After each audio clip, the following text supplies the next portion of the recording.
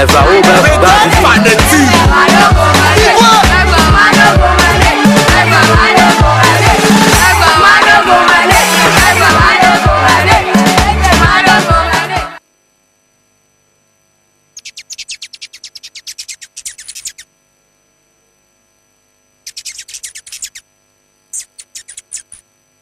Nakatanu didi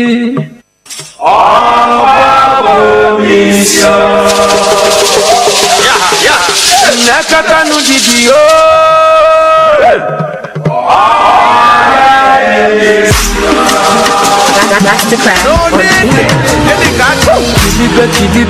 Kilibe no baby yo. Kilibe no baby yo. Baby the sharp from head to toe. Baby I like cat, crystal baby yo. Today na your day, kwado bengo yo. Fichaba no baby yo. Nakata no didi yo, baby more in the hot. Baby more in buliche. Anya mututu, matuku kelo mbosi uka. Confidence oh, baby more my love. Nakata no didi yo, nakata no didi yo, baby yo. Lele no, nene benjolu. Oya putabanu, iye weje kwe mbebe. Oya lechabanu, oya tepo kwa mume. Asa menitewe, iye weje kwe mbebe. Oya surugede, oya tepo kwa mume. Aga meburu manya, ujere papa kiyo. Anige sepwa niko gezi emuna kiyo. I want to give you a ring, oh my love. I want to take you to church, oh my love. I want to give you my all, oh my love. My girl, I no fit pretend, oh. I'm serious, oh baby, oh. If not be you, nobody better than me. Nakata no didi, oh. Baby, more in the hot. Oh, different, oh. Baby, more in puliche.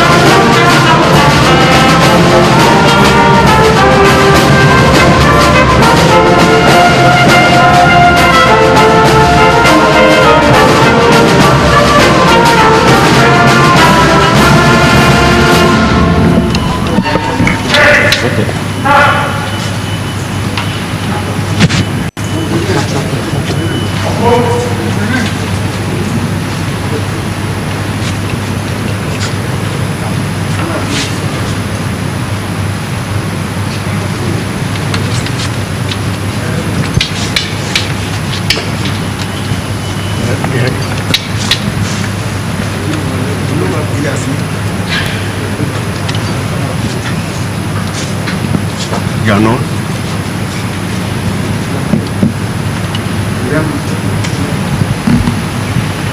Mesdames, Messieurs, la Cour.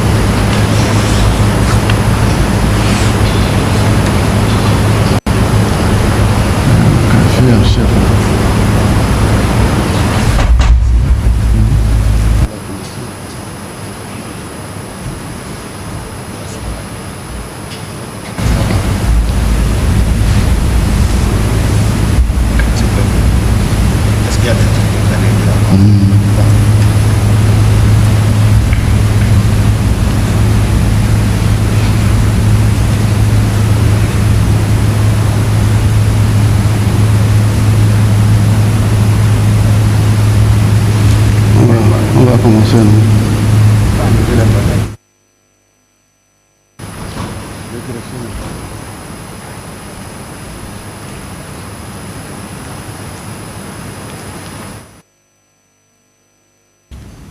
Un petit incident, le greffier en chef a oublié son chapeau.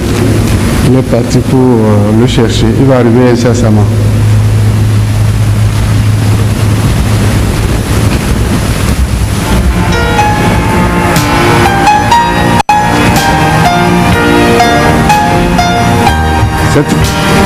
Néanmoins, nous pouvons commencer.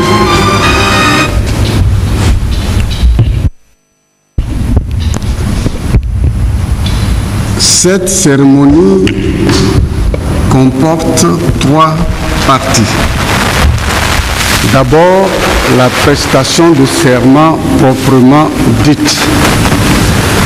Ensuite, la remise du grand collier du grand maître de l'Ordre national du Mono au président de la République, chef de l'État, par le grand chancelier. Et en troisième lieu, le discours d'investiture du président de la Cour.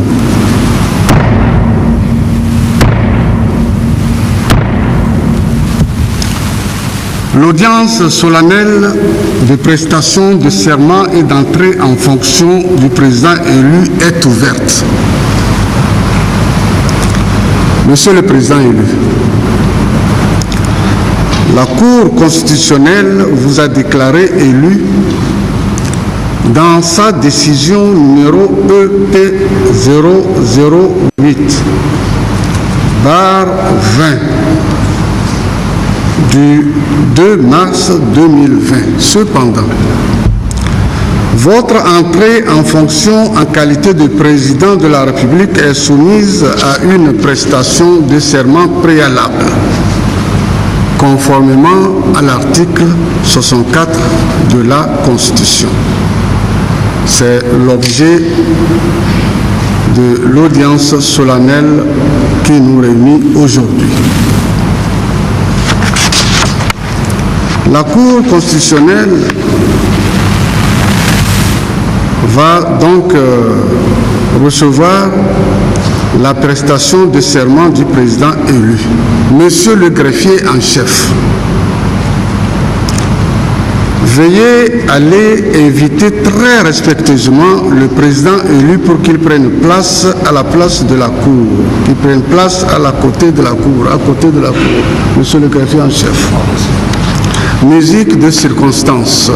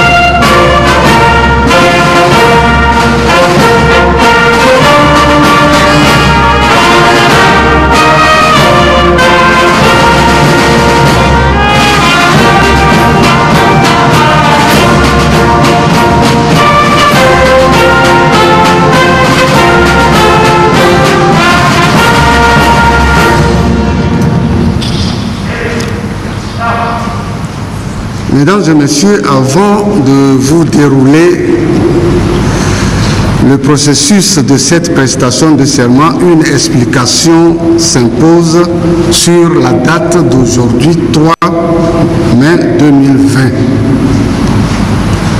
En effet,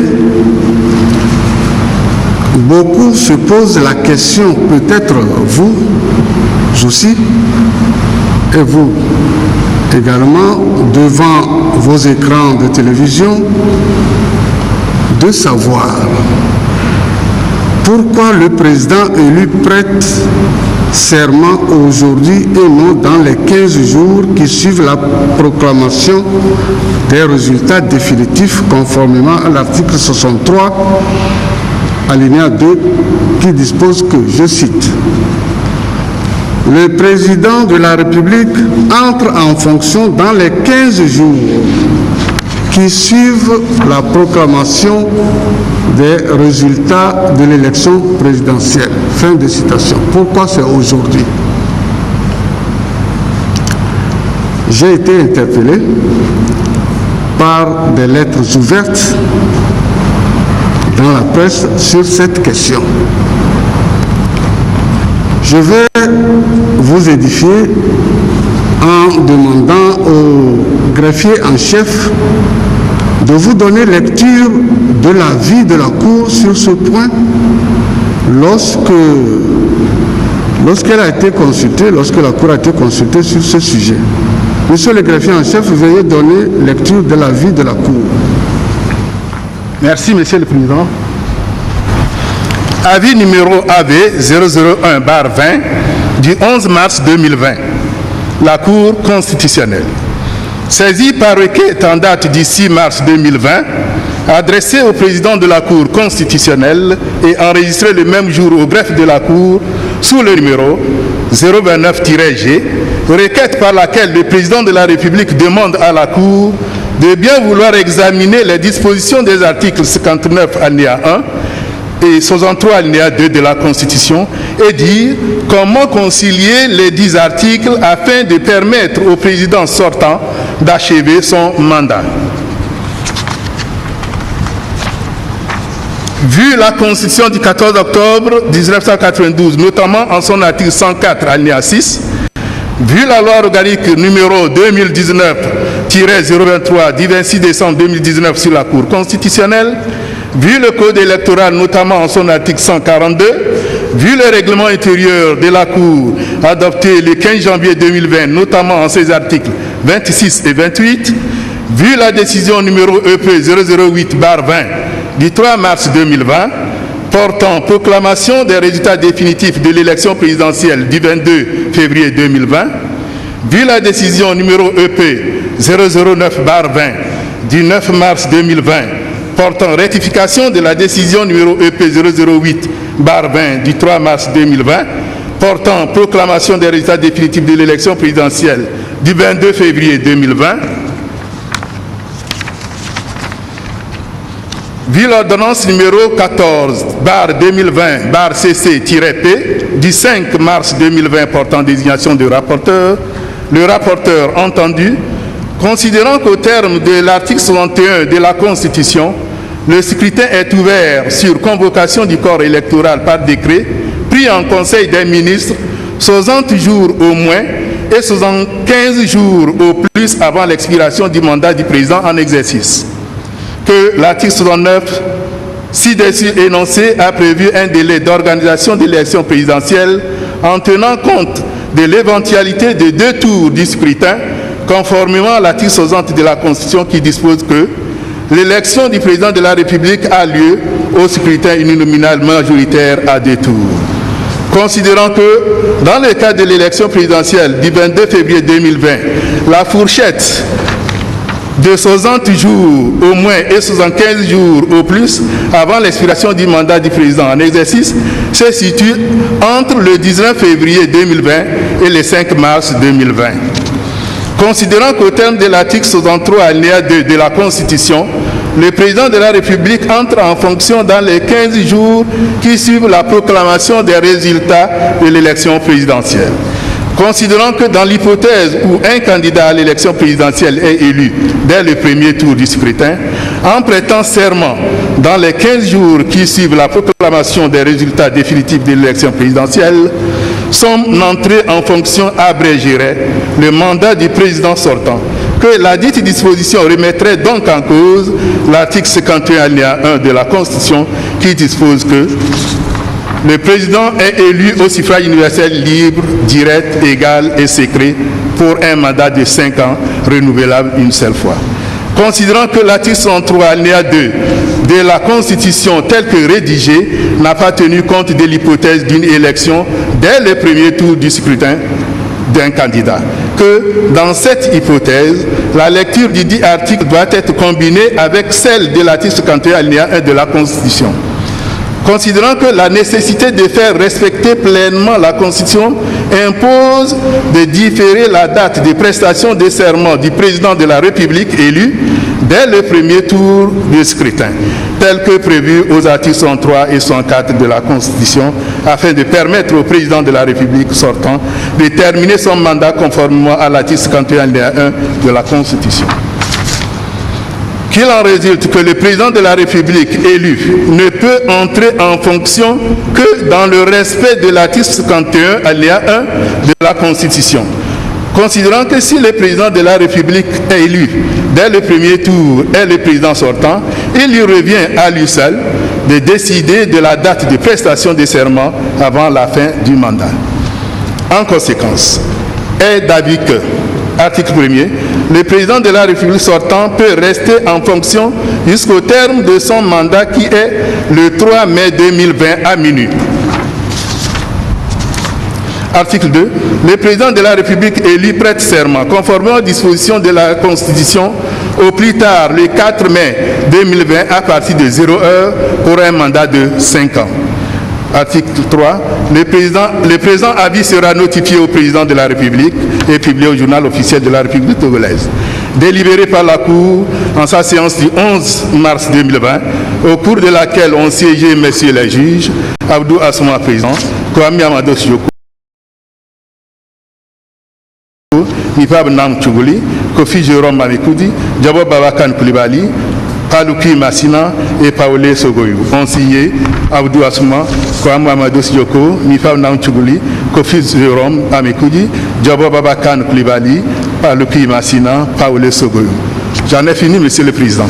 Merci, Monsieur le greffier en chef. Je crois que nous sommes maintenant édifiés, peut-être pas rassurés. Une petite explication avant de poursuivre. Que dit cet avis de la Cour? Cet avis important de la Cour. Cet avis nous dit que nous avons deux articles dans la Constitution qui sont complémentaires, qui devaient être complémentaires. L'article 63 alinéa 2 et l'article 59 alinéa 1. L'article 63 alinéa dit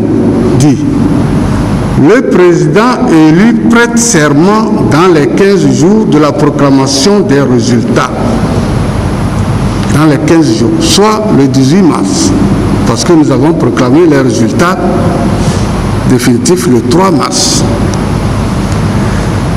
S'il prêtait serment le 18 mars, le président sortant, le président actuel, s'il prêtait serment le 18 mars, il va abréger son mandat.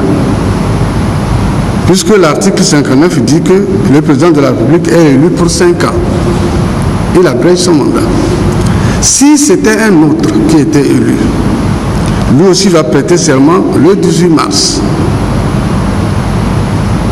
Celui-ci va abréger le mandat aussi du président sortant. Dans cette hypothèse d'école, nous aurons alors deux présidents. Le président sortant qui n'a pas encore fini son mandat et le nouveau président entrant qui a prêté serment. Donc, c'est pour ça que si c'est le président sortant qui est élu, il lui revient,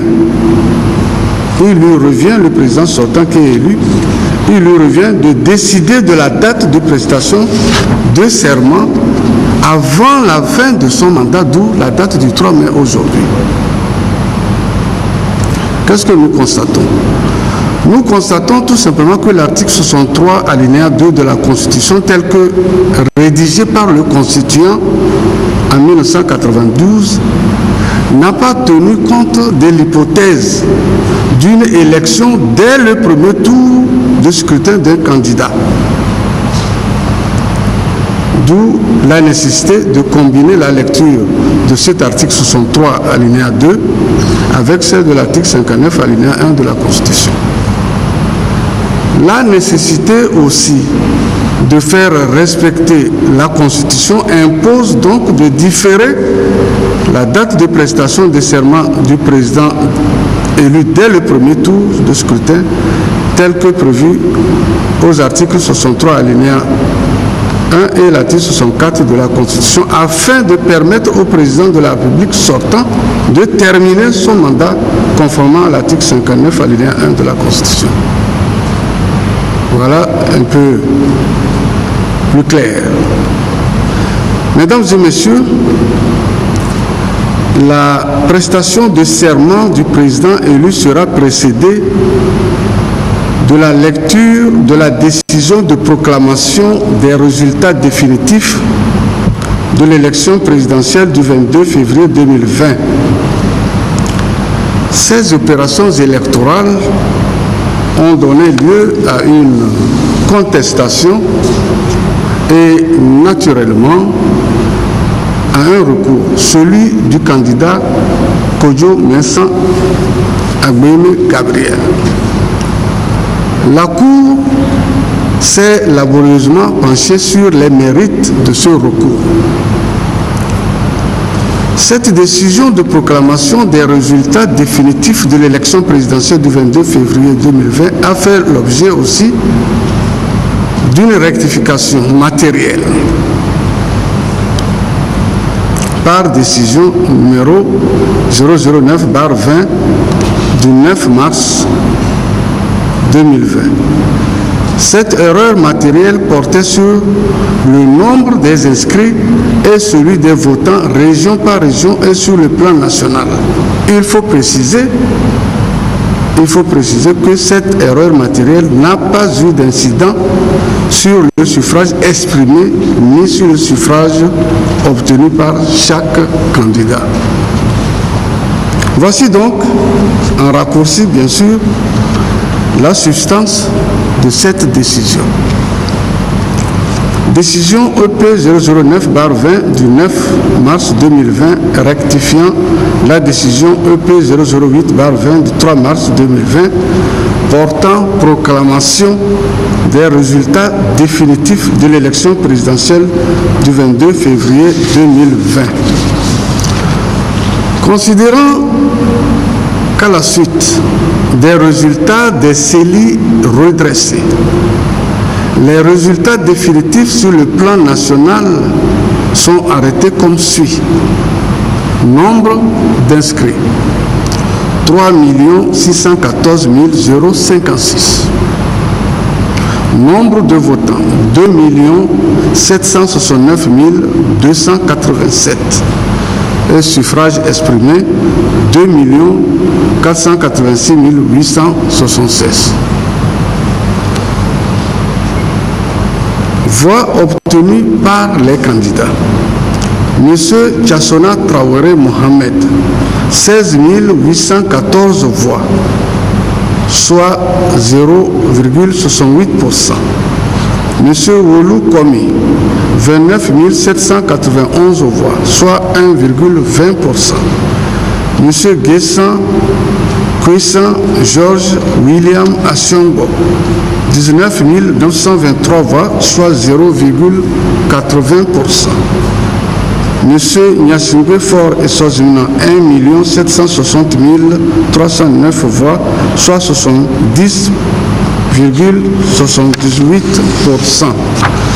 Monsieur Gogué Tchabouré, 59 777 voix, soit 2,40%.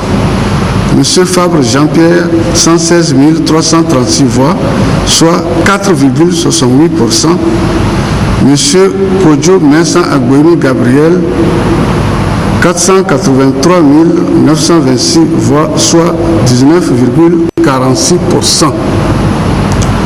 La présente décision a été notifiée au candidat, au président de la Commission électorale nationale indépendante CENI et publiée au journal officiel de la République togolaise.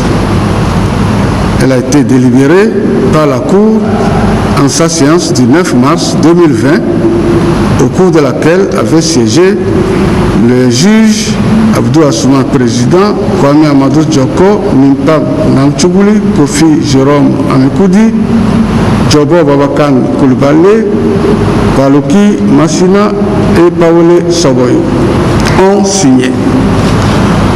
Monsieur Abdou Assouman, Kwame Amadou Djoko, Nimpab Namtchouguli, Kofi Jérôme Amekoudi, Djobo Babakan Koulibaly, Paluki Massina et Paolé Sogoy.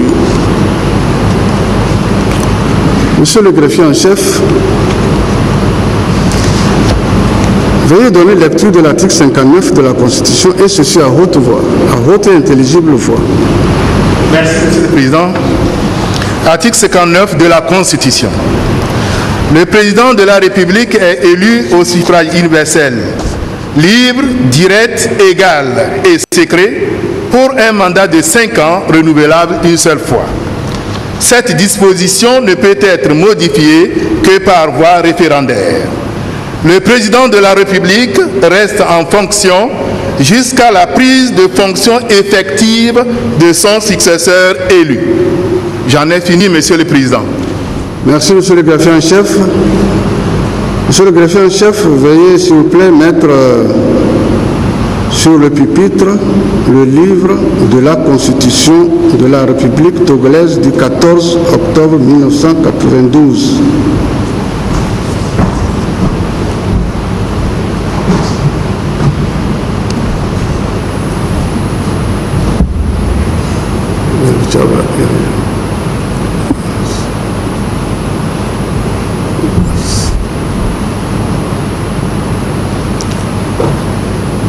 C'est bon. Drapeau en place.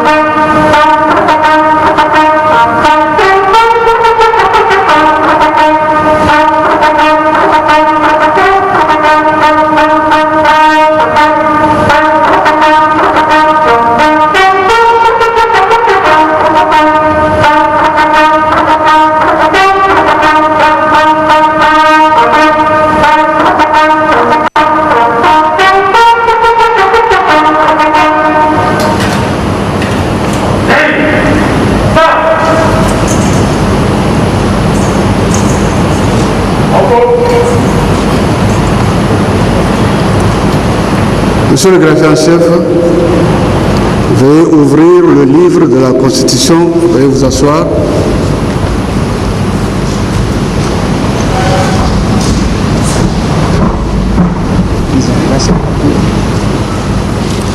Veuillez ouvrir le livre de la Constitution à la page consacrée à la formule du serment.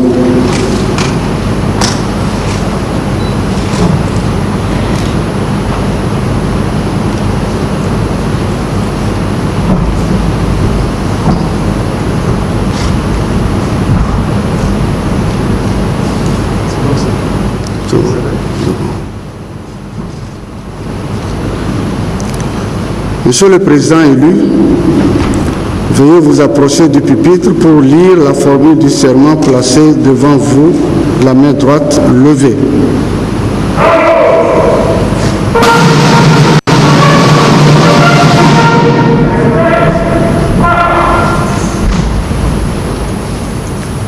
Vous avez la parole, Monsieur le Président élu.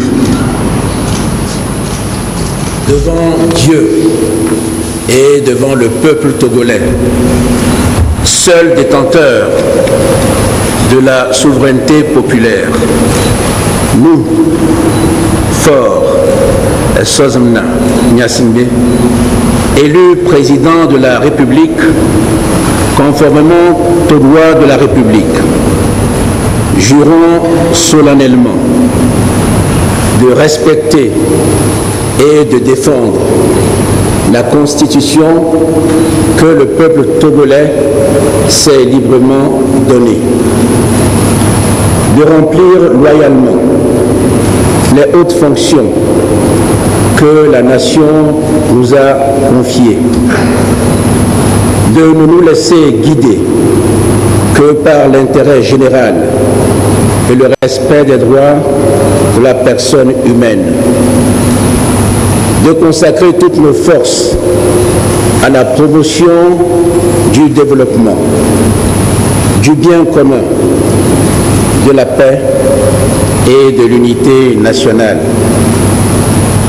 de préserver l'intégrité du territoire national, de nous conduire en tout en fidèle et loyal serviteur du peuple. Je vous remercie, Monsieur le Président.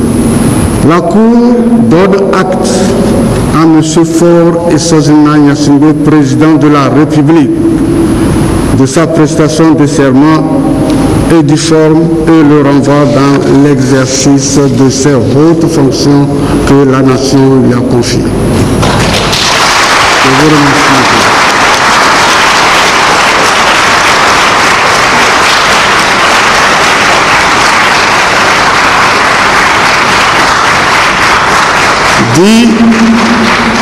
Dit qu'il en sera dressé procès verbal, conformément à la loi pour servir et valoir ce que de droit.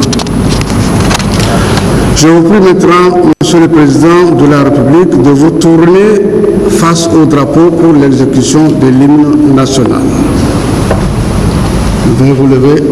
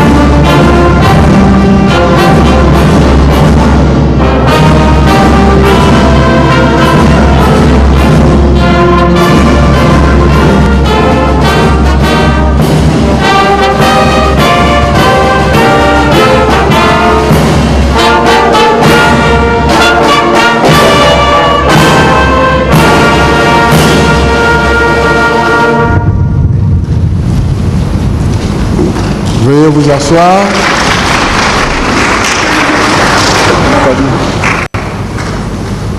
Veuillez vous asseoir.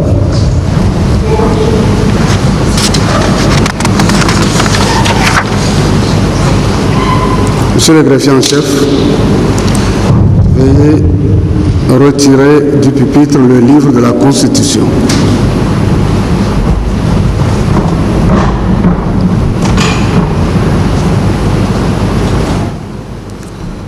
Huissier audiencier,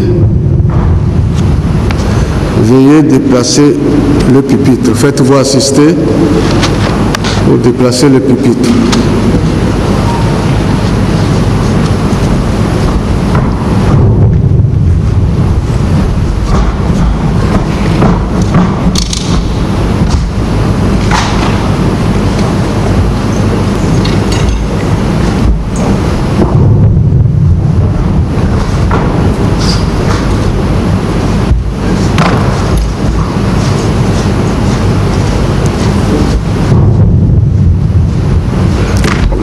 laissez là. Vous laissez là. Hey. Vous laissez là. Vous laissez un haut-parleur. Vous laissez un haut-parleur. Il faut laisser le micro pour le... Il faut laisser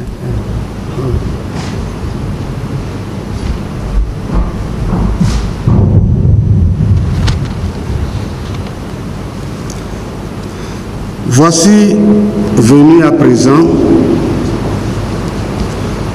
le moment de remettre au président de la République, chef de l'État, le grand collier de grand maître de l'ordre national du monde par le grand chancelier. Par le grand chancelier. Musique de circonstance.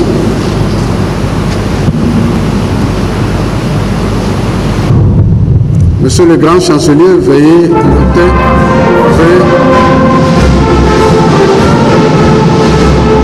Veuillez monter au podium.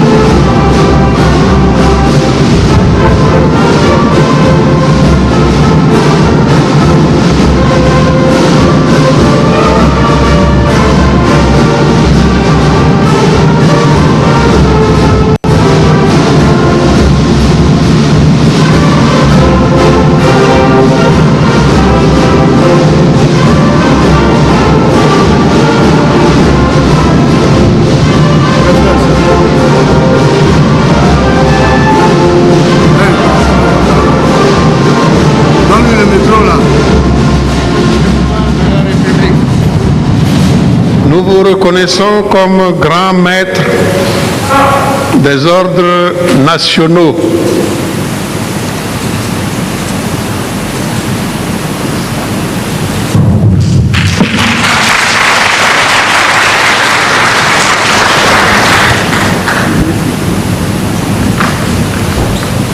Monsieur le grand chancelier, vous reprenez votre place.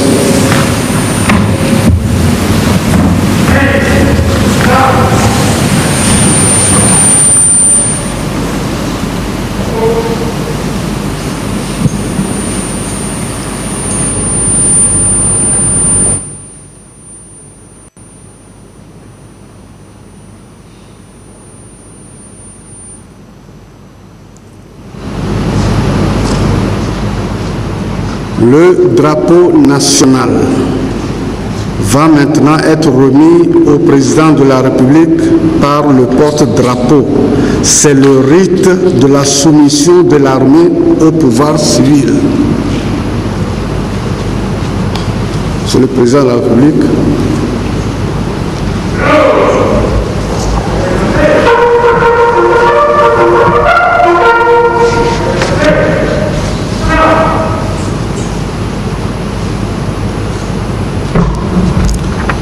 Le président de la République va placer le drapeau dans son socle approprié.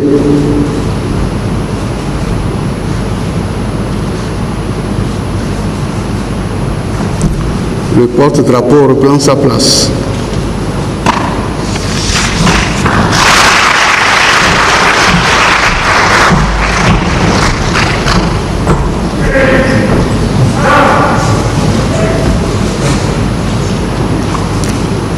La prestation de serment proprement dite est terminée.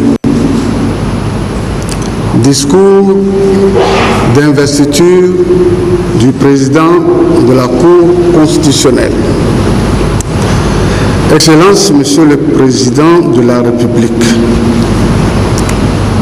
le Togo a voté le 22 février 2020. Le peuple togolais souverain, dans la paix et l'enthousiasme, s'est exprimé massivement, sans équivoque, haut et clair, en portant son choix sur votre personne, avec des suffrages, les suffrages à la mesure d'un plébiscite pour la conservation des rênes de son destin. Le suffrage universel a donc décidé. Il n'y a plus personne pour s'y opposer. La Cour constitutionnelle vous a déclaré élu dans sa décision du 2 mars 2020. Si d'aventure, par mégarde ou étourderie, quelqu'un s'y oppose, la force doit rester à la loi. Lex est quod notamus, qui veut dire ce que nous disons fait loi. Et la loi dispose, la loi s'impose à tous. Cela doit être connu de tous. Cette expression latine que je viens de lire, lex est quod notamus, qui est inscrite, qui est gravée en lettres d'or sous notre logo ici au mur, c'est cette expression. Et les juges la connaissent. Ce que nous disons fait loi. Ce que nous disons fait loi. Le suffrage universel a donc décidé. Disais-je, il n'y a plus personne pour s'y opposer. Si d'aventure, par mégarde ou étourderie, quelqu'un s'y oppose, la force doit rester à la loi dans sa rigueur, quel que soit l'âge de son auteur. Quel que soit l'âge de son auteur. La loi est égale pour tous. On ne peut pas se réfugier derrière son âge pour défier l'autorité de la loi. Même sur une civière, son auteur doit répondre de son acte devant la justice. Et puis, de quelle preuve dispose le fameux gagnant? Pour aider les juges ou les observateurs nationaux, internationaux ou les ambassadeurs, ce fameux gagnant et ses ouailles devraient apporter pour éclairer la religion des juges que nous sommes, ou ses observateurs, au moins un adminicule de preuves, c'est-à-dire un commencement de preuves par écrit, des indices, un commencement seulement, mais rien. Il faut vociférer seulement et ça marche. Non, non. Nous sommes dans un état de droit. Monsieur le Président de la République, la Cour constitutionnelle vous a déclaré élu, jeudi, le 2 mars. Tous les observateurs et les acteurs de bonne foi ont unanimement reconnu le bon déroulement du scrutin. Les délégués de la Cour, nos mandataires, c'est-à-dire nos yeux et nos oreilles sur le terrain, l'ont confirmé. Je voudrais ici saluer en passant tous les partis politiques sans exception pour leur sens de responsabilité. Je salue également l'apport positif de la CENI et de la HAC qui se sont acquittés de leur mission avec diligence. Je félicite enfin tous ceux qui n'ont cessé de vous soutenir. Monsieur le Premier ministre, Madame la Présidente de l'Assemblée nationale, Mesdames et Messieurs les Présidents des institutions de la République, Messieurs les anciens Premiers ministres, Messieurs les anciens Présidents de l'Assemblée nationale, Monsieur Barry Moussa Barké, Grand Chancelier, Messieurs les ministres d'État, Messieurs et Madame les membres du gouvernement, Monsieur Jean Sanvi de Tové, ex-président du cadre permanent de dialogue et de concertation, honorable député à l'Assemblée nationale. Excellences, Monsieur le coordonnateur du système des Nations Unies, Excellences, Mesdames et Messieurs les membres du corps diplomatique, consulaire, organisations internationales et les amis du Togo. Monsieur Gilles Chris Olympio, président national de l'Union des forces de changement UFC et chef de file de l'opposition, Monsieur le représentant permanent de la CEDEAO, Messieurs les officiers supérieurs des FAT, Mesdames et Messieurs les préfets, Mesdames et Messieurs les maires, Mesdames et Messieurs les observateurs nationaux, régionaux et internationaux, respectueux représentants des confessions religieuses, respectueux chefs traditionnels, gardiens de nos us et coutumes, Mesdames et Messieurs les directeurs généraux, secrétaires généraux et chefs de services publics et privés, et vous qui nous suivez en direct de chez vous, devant vos écrans de télévision, aussi bien ceux qui sont au pays que la diaspora. Merci pour votre compréhension. La Cour constitutionnelle du Togo, par ma voix, voudrait saisir cette opportunité pour souhaiter la cordiale bienvenue à vous qui êtes ici, dans cette belle salle, transformée pour la circonstance en temple du droit, c'est-à-dire la Cour constitutionnelle, transformée en temple du droit, c'est-à-dire la Cour constitutionnelle. C'est ce qui explique la présence de notre symbole, ce logotype ici accroché au mur derrière nous. Ce n'est pas une église, hein.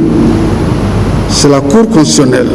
Ce n'est pas l'église de Podjoro, Monseigneur Podjoro, où il intronise le président gondwanais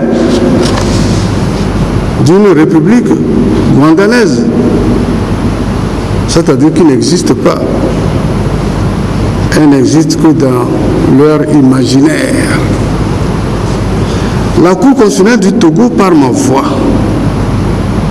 voudrait saisir cette opportunité, disais-je, pour vous souhaiter la cordiale bienvenue à vous qui êtes ici dans cette belle salle, transformée pour la circonstance en temple du droit.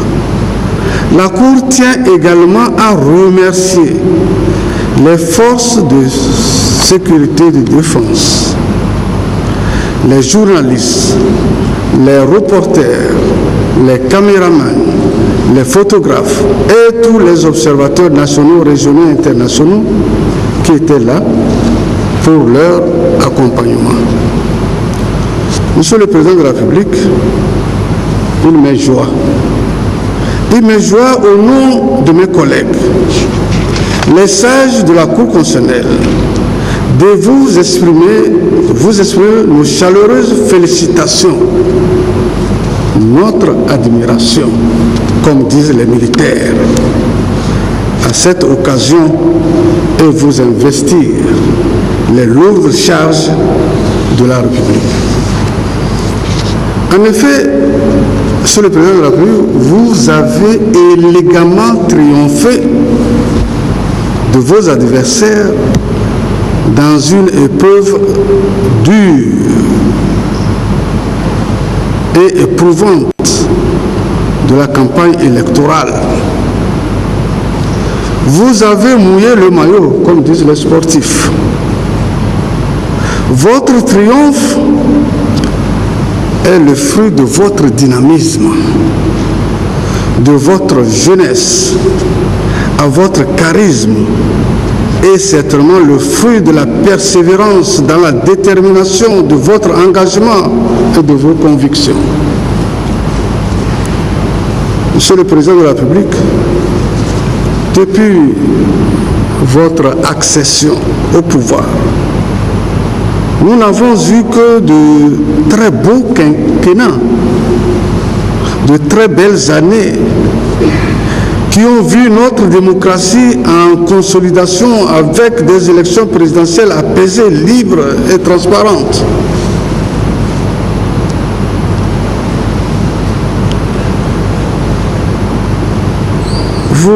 Votre quinquennat, qui a commencé en 2015, a été porteur d'espérance et d'avenir, comme l'indiquent les résultats déjà engrangés.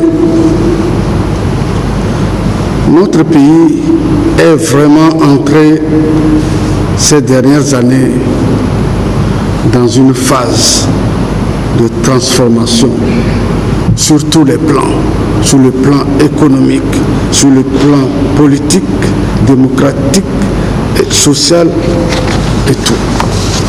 Sur le plan économique, je ne veux citer que le port autonome de Lomé,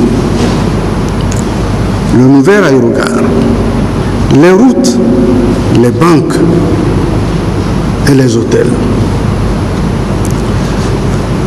Il faut rappeler que dans votre souci, Monsieur le Président, d'insuffler un nouveau dynamisme à la politique de relance économique qui est au cœur de votre agenda pour le Togo émergent, vous avez engagé notre pays sur la voie d'une réforme audacieuse visant à valoriser le potentiel économique du pays dans toutes ses composantes. Dans une approche intégrant le transport par la mer, la route et le rail, le projet Corridor Développement s'appuie sur la plateforme que constitue le port autonome pour irriguer toutes les régions du pays et drainer en retour la production nationale vers ce débouché maritime naturel, créant le long du corridor national la croissance, l'emploi et les conditions d'un développement équilibré. Sur le plan continental,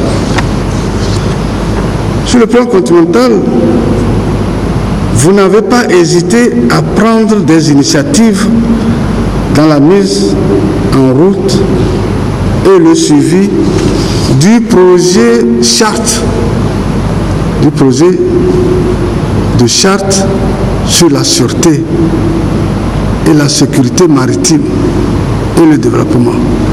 Initiative saluée par vos pairs ici, à Lomé, lors du sommet extraordinaire de l'Union africaine sur la sûreté et la sécurité maritime et le développement en Afrique tenu à Lomé le 15 octobre 2016. Pour soutenir votre action visionnaire sur le plan continental, le feu président de la commission de la CEDEAO lança le 17 octobre 2016, lors de la réunion des ministres des Transports de la CEDEAO, juste au lendemain de l'adoption de la charte, le projet de création d'une compagnie maritime de la CEDEAO dénommée Sea-Link, que la conférence des chefs d'État et de gouvernement de la CEDEAO avait en 1980 décidé d'engager l'étude de la création de cette compagnie multinationale de la CEDEAO. Pour revenir, Monsieur le Président, sur le plan national, la sécurité et le climat social apaisé qui règnent dans notre pays sont de précieux acquis qui méritent d'être préservés.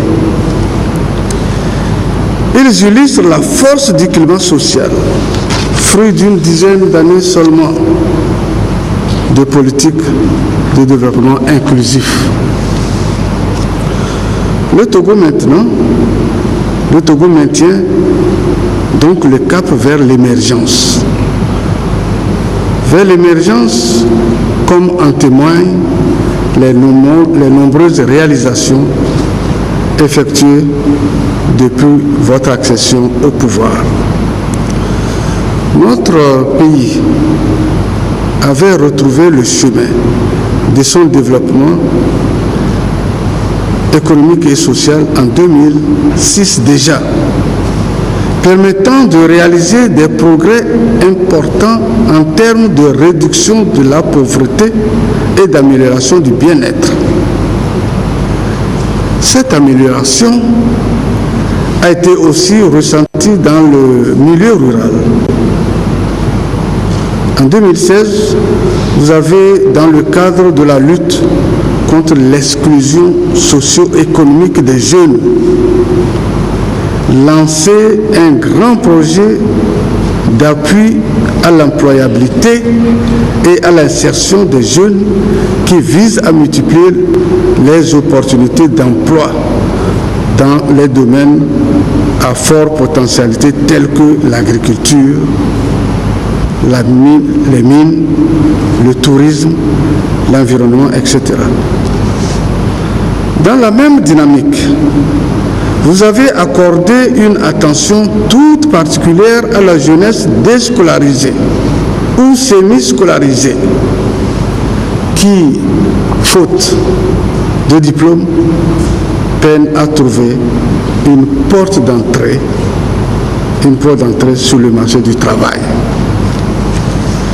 Monsieur le Président de la République, nous nous rappelons aussi que pour lutter contre l'exclusion sociale, vous avez eu à engager le gouvernement en mobilisant d'importantes ressources additionnelles pour répondre à la demande sociale qui était de plus en plus pressante pour lutter contre la pauvreté.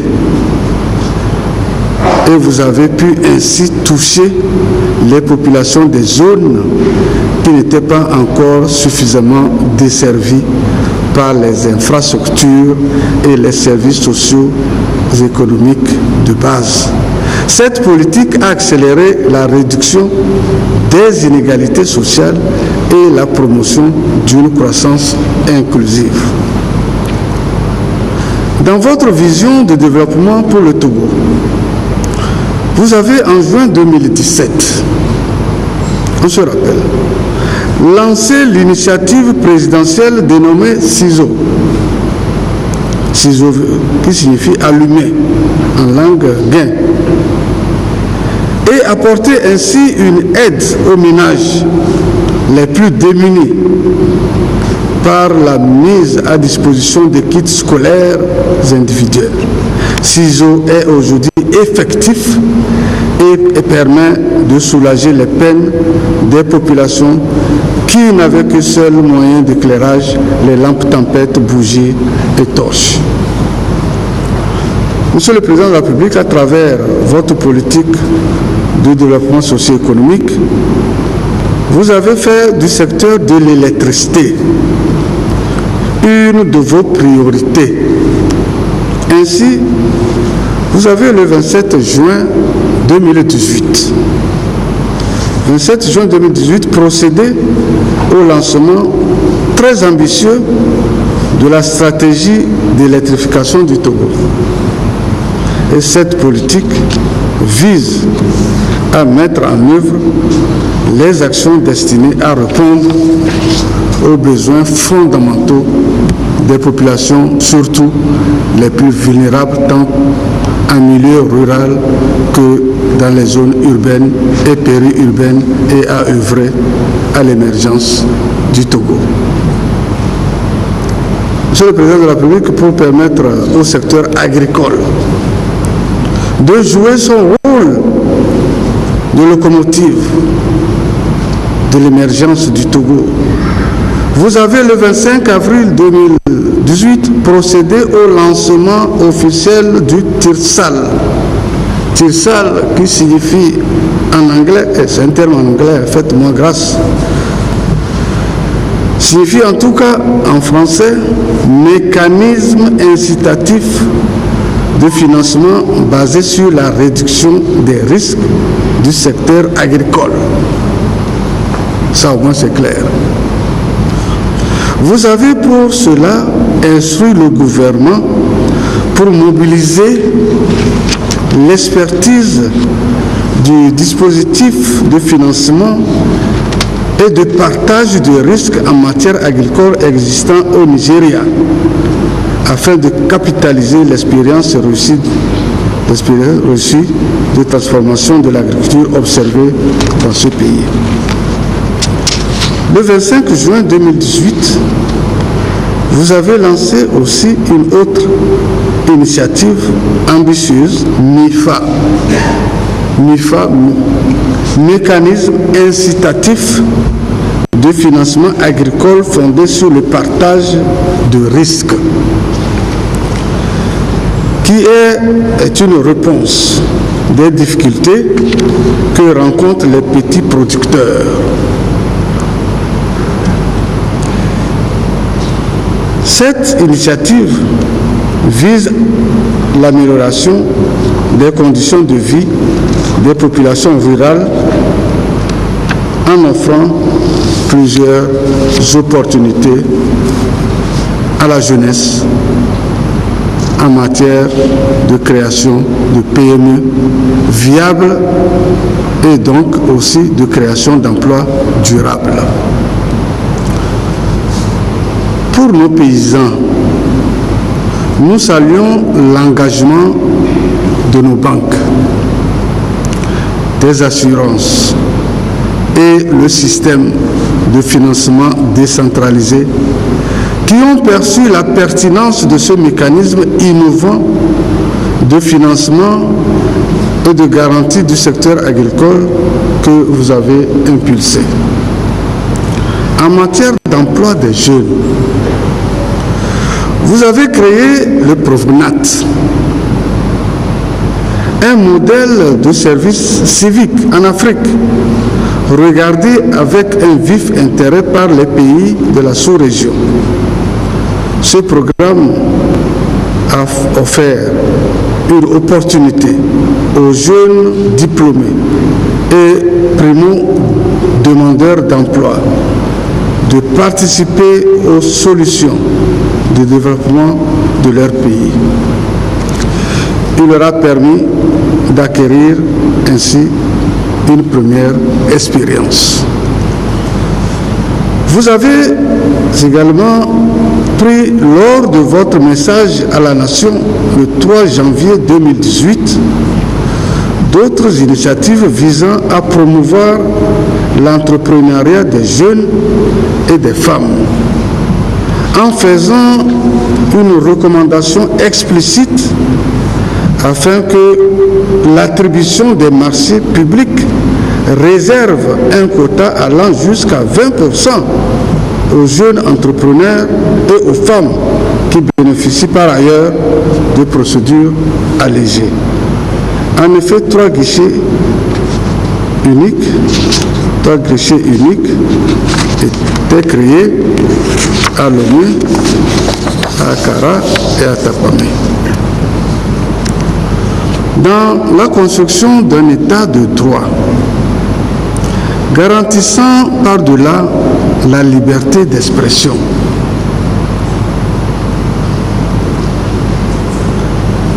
les droits fondamentaux de la personne, vous avez créé la Commission Vérité, Justice et Réconciliation, CVJR, afin de consolider l'état de droit, lutter contre l'impunité et prévenir de nouveaux conflits. Par la suite, vous avez pris un décret créant le Haut Commissariat à la réconciliation et au renforcement de l'unité nationale, HCRUN, dont les objectifs sont d'assurer la mise en œuvre des recommandations du programme de la réparation élaboré par la CVJR. Cette institution, à la satisfaction de tous les cœurs meurtris, a contribué à l'instauration d'un climat social et politique apaisé, nécessaire à la réconciliation nationale. inlassablement, elle est toujours à l'œuvre. Monsieur le Président, votre attachement au bien-être social des populations est aussi ressenti par les grands malades démunis et qui ont aussi le droit de vivre. La population togolaise a apprécié à sa juste valeur votre initiative de doter le Togo d'un hôpital de référence, l'hôpital Saint-Pélégrin au regard international. Pourquoi l'appelle-t-on hôpital Saint-Pélégrin? Quelqu'un peut me le dire ici? Hôpital Saint-Pélégrin. Et non, pourquoi pas hôpital Assouma? Non, non, non. Saint-Pélégrin est le nom du saint protecteur des grands malades. Saint protecteur des grands malades. Vous comprenez donc pourquoi ce nom emblématique. Il assiste les malades, les grands malades. Monsieur le Président, le peuple vous reste reconnaissant. Car, il faut le reconnaître aussi, la santé est un puissant vecteur de croissance socio-économique et un vecteur réducteur de la pauvreté, car une population en bonne santé est une source intarissable de richesse et de productivité. Cela a été confirmé lors de la cérémonie officielle de pose de la première pierre que vous avez personnellement présidée le 15 février 2019 par les personnes les plus avisées. La santé de votre peuple étant placée au plus haut degré de vos préoccupations, et quelle que soit sa localité, vous avez remis et déployé 5 premières cliniques mobiles à Kandé, dans le cadre de la mise en œuvre du plan national de développement, PND, et du programme d'urgence de développement, PUDC, d'urgence de développement communautaire. Novateur pour transformer l'économie agricole pour une croissance forte, créatrice d'emplois et induisant l'amélioration du bien-être social. Vous avez, par une loi de 2011, j'allais l'oublier, ça marche tellement bien qu'on oublie, vous avez créé l'INAM, par une loi de 2011, porte d'entrée au Togo d'un régime d'assurance maladie qui est en train de s'étendre à d'autres catégories de population. Aujourd'hui, c'est plus de 45 milliards de francs qui ont été injectés dans le système de soins de santé, dont un grand nombre de malades bénéficient d'une prise en charge permanente pour les maladies chroniques comme le diabète et l'hypertension. Excellence, Monsieur le Président de la République, parlant du plan national de développement, que vous avez lui a présidé personnellement le lancement le 4 mars 2019. Je dirais que c'est un gros lot. Un gros lot, comme diraient les parieurs de la Lonato, c'est un gros lot que votre peuple a gagné. Ce gros lot paraît comme un rayon de soleil dans un ciel gris. Il va booster définitivement la pauvreté dans cette couche vulnérable de notre pays. Pour nous résumer, sur le plan économique. Le Togo a réalisé des performances et avancées remarquables avec la quasi-totalité des indicateurs de performance qui sont au vert, à savoir un PIB en constante évolution. Établi à 5% en 2016, 5,1% en 2017, selon le chiffre publié par la Banque africaine de développement, il devrait atteindre 5,3% cette année en 2020, selon les prévisions du FMI. Ces succès sont dus à une stabilité économique et surtout à un environnement réformé pour les affaires que vous avez initiées. Le Togo vient d'ailleurs d'être propulsé, et ici c'est un rappel, vous le savez déjà, vient d'être propulsé à la tête des pays les plus réformateurs dans la dernière livraison de Doing Business édition 2020, 17e rapport annuel du 24 octobre 2019 de la Banque mondiale sur la facilité de faire des affaires dans le monde. Le Togo est classé premier pays de l'OADA, premier pays de l'UMOA, premier pays le plus réformateur sur le continent africain et troisième pays le plus réformateur du monde. Fort de ces résultats,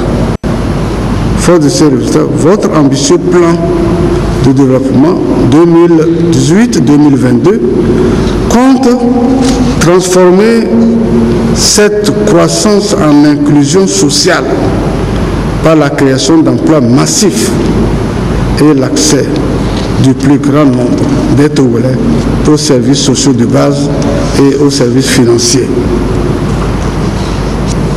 Dans un avenir proche, vous verrez, on parlera du miracle togolais. Il faut que je m'arrête peut-être ici, sinon je risque de vous garder jusqu'au soir. Monsieur le Président, il y en a qui disent oui. Bon, Monsieur le Président de la République, durant votre quinquennat écoulé, le peuple vous a suivi à la trace. Le peuple vous a suivi à la trace et est satisfait de vous. Les Togolais croient en vous, Monsieur le Président. Vous aiment et vous font confiance. Votre élection en est une illustration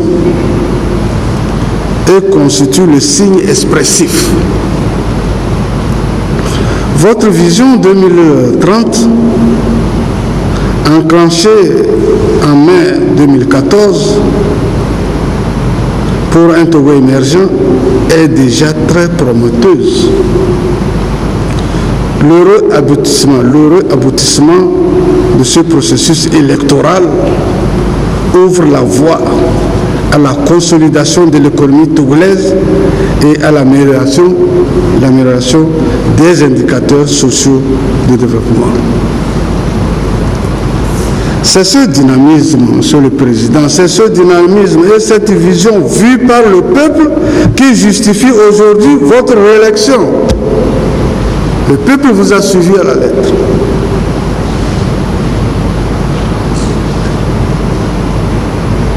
Et il vous a suivi à la lettre. Et cette élection est la preuve. Le peuple veut que vous continuez votre mission dans son intérêt, car il n'aspire qu'au bonheur. Monsieur le Président de la République, aujourd'hui. C'est à un autre tournant qu'il faut se situer.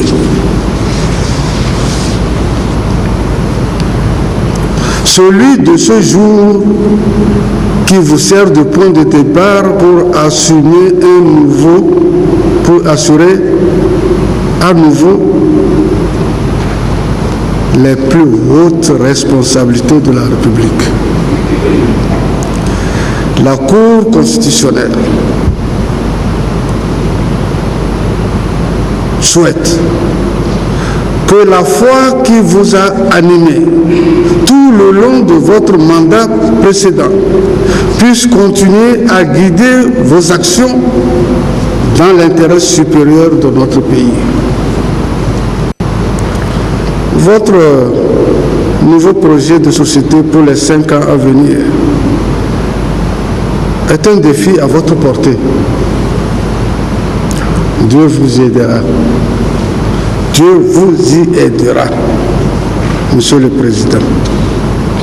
Monsieur le Président, à l'orée de votre mandat, la Cour constitutionnelle, à l'unisson, vous réitère ses félicitations et ses encouragements pour un quinquennat fructueux et plein de succès.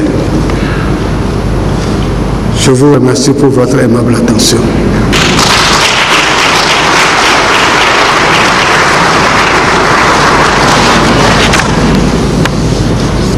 Merci. Pour la sortie du drapeau, le chef de l'État, chef des armées, va remettre le drapeau au porte-drapeau. Porte-drapeau au podium. Intermède.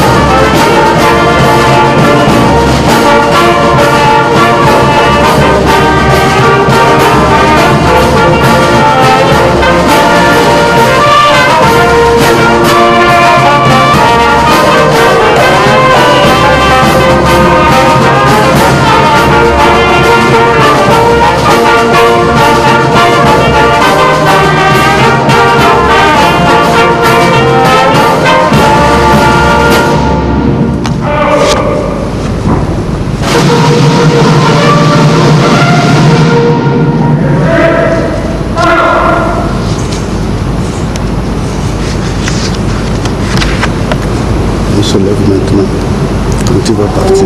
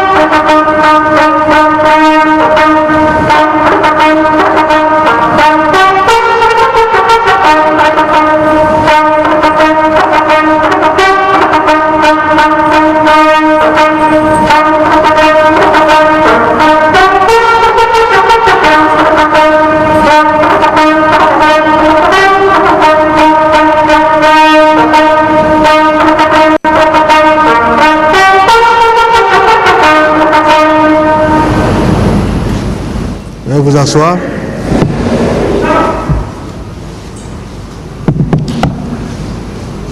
Il est de coutume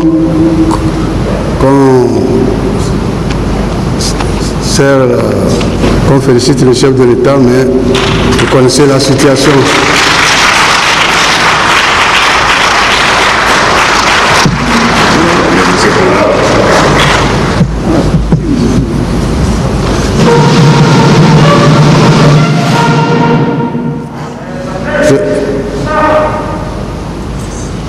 Je disais tantôt qu'il est de coutume qu'après la prestation de serment, que les autorités présentes ici félicitent le chef de l'État.